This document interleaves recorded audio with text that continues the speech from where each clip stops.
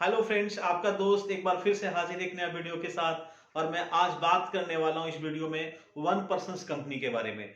One person company means OPC भी इसको बोलते हैं हम लोग शॉर्ट फॉर्म में। वन पर्सन कंपनी के बारे में इस वीडियो में हम लोग बात करेंगे, डिटेल वीडियो बात करेंगे। रिक्वायरमेंट्स क्या है, डॉक्यूमेंटेशन क्या है, इसके बेनिफिट्स क्या है, ये सारी चीजें इस वीडियो में हम लोग बात करने वाले हैं। सबसे पहला क्वेश्चन है कि ये जो किस एक्ट में रजिस्ट्रेशन होता है। तो इसका वन पर्सन कंपनी जो है कंपनीज एक्ट 2013 के अकॉर्डिंग रजिस्ट्रेशन होता है। और ये जो फीचर जो है नया ओपीसी वन पर्सन कंपनी का जो आया था 1956 में नहीं था, ये कंपनीज एक्ट 2013 में आया है। इसका सबसे जो बेनिफिट है वो ये है कि जैसे अगर कोई सिंगल पर्सन अगर चाहे तो रजिस्ट्रेशन कहीं कोई ऑप्शंस नहीं था। पार्टनरशिप फर्म के लिए भी मिनिमम 2% चाहिए होता था। प्राइवेट लिमिटेड का भी के लिए कम से कम 2% चाहिए होता था। पब्लिक कंपनी के लिए 7% चाहिए होता है। तो गवर्नमेंट को के पास एक नया तरीका निकाला कि एक बंदा भी जो है अपना ऑर्गेनाइजेशन को गवर्नमेंट के पास रजिस्ट्रेशन कर सकता है। और उसके लिए ये ऑप्शन आया वन पर्सन कंपनी।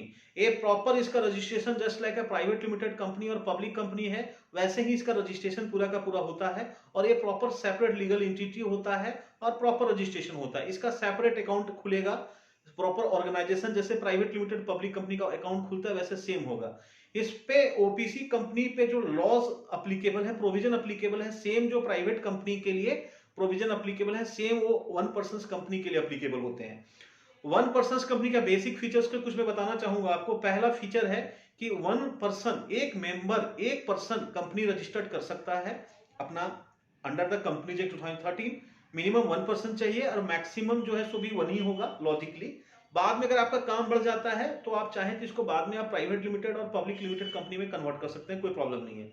अभी अगर आपको कोई पर्सन नहीं मिल रहा है तो सिंगली आप एक कंपनी का रजिस्ट्रेशन करना चाहते हैं, प्रॉपर रजिस्ट्रेशन करना चाहें तो आप ओपीसी रजिस्टर करा सकते हैं। और बाद में जब आपका काम बढ़ जाता है तो आप प्राइवेट लिमिटेड रजिस्ट्रेशन करा सकते हैं। कुछ लोगों को प्रॉब्लम बार बार आती रहती थी कि जैसे एक बंदा अकेले है और उसको कंपनी रजिस्टर्ड करना है। तो जब आप कंपनी रजिस्ट्रेशन करने आओ तो मिनिमम प्राइवेट लिमिटेड के 2 चाहिए, पब्लिक कंपनी के लिए 7 चाहिए। तो उनके लिए एक समस्या का समाधान आ गया वन पर्सन कंपनी। इसमें सिंगल बंदा, सिंगल पर्सन वो कंपनी अपने आप को रजिस्टर्ड कर सकता है just like a private limited company.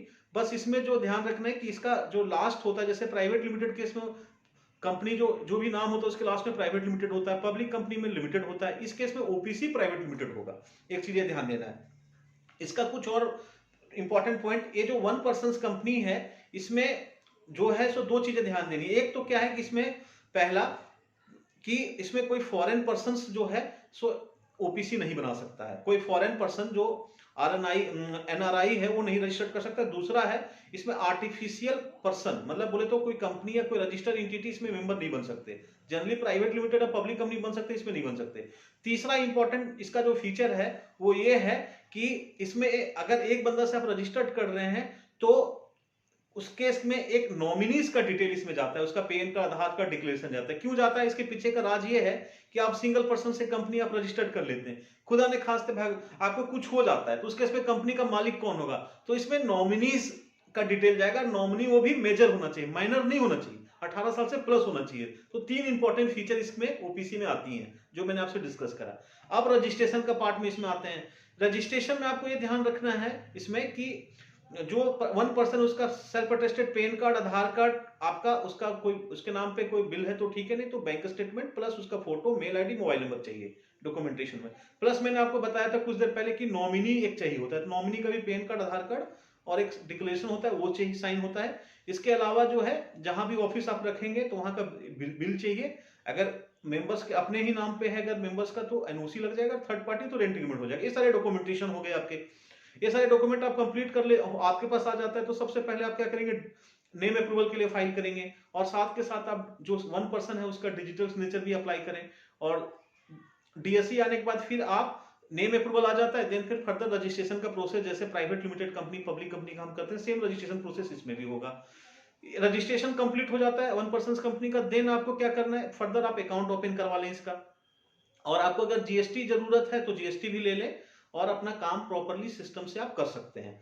और अब आ गया कंप्लीट रजिस्ट्रेशन कंप्लीट हो जाता है। देन आप देखते हैं कि एक तो सबसे अच्छा ऑप्शन ये आ गया कि बड़े लोगों को प्रॉब्लम होती थी कि भैया मुझे कंपनी बनानी है, प्राइवेट लिमिटेड बनानी है, पार्टनरशिप फर्म बनाना है, कोई भी बनाना है, तो सब एक्ट में मिनिमम 2% होते थे।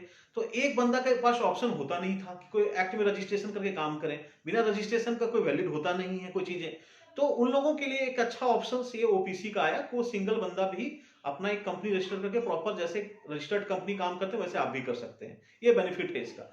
दूसरा बेनिफिट क्या है कि एक कंपनी एक तरीके से सेपरेट लीगल एंटिटी हो गया। सेपरेट लीगल एंटिटी गवर्नमेंट के पास रजिस्टर्ड है। कोई फ्यूचर में जैसे आप रजिस्टर्ड होते हैं तो काम करने का मजा ही अलग होता है। तो एक तो रजिस्ट्रेशन प्रॉपर है, सेपरेट लीगल एंटिटी है, प्रॉपर कंपनी है, और फ्यूचर में जैसे ही आपका काम बढ़ता है एक तो ब्रांड आपका क्रिएट हो गया। जो ओपीसी बन गया वो पूरे इंडिया में उस नाम से सिर्फ एक ही कंपनी होगी आपकी। तो एक तो ये फायदा ब्रांड का फायदा हो गया। नेक्स्ट फायदा क्या होगा कि फ्यूचर में आपका ब्रांड बड़ा हो जाता है तो आप चाहें तो इसको प्राइवेट लिमिटेड या पब्लिक लिमिटेड में भी कन्वर्ट कर सकते हैं। तो ये सारे फायदे हैं ओपीसी बनाने के। और मैं आप लोगों से एक और रिक्वेस्ट करूंगा, मेरे इस चैनल को प्लीज लाइक करें, सब्सक्राइब करें और अपने दोस्तों में शेयर करें। और मैं आप लोगों के लिए अच्छा से अच्छा वीडियो मैं लाता रहूंगा आपके नॉलेज को बढ़ाने के लिए और आपके फायदे के लिए कि आप क्या बिजनेस करें, कैसे करें। तो प्लीज मेरे चैनल को लाइक करें, सब्सक्राइब करें। जी नमस्कार।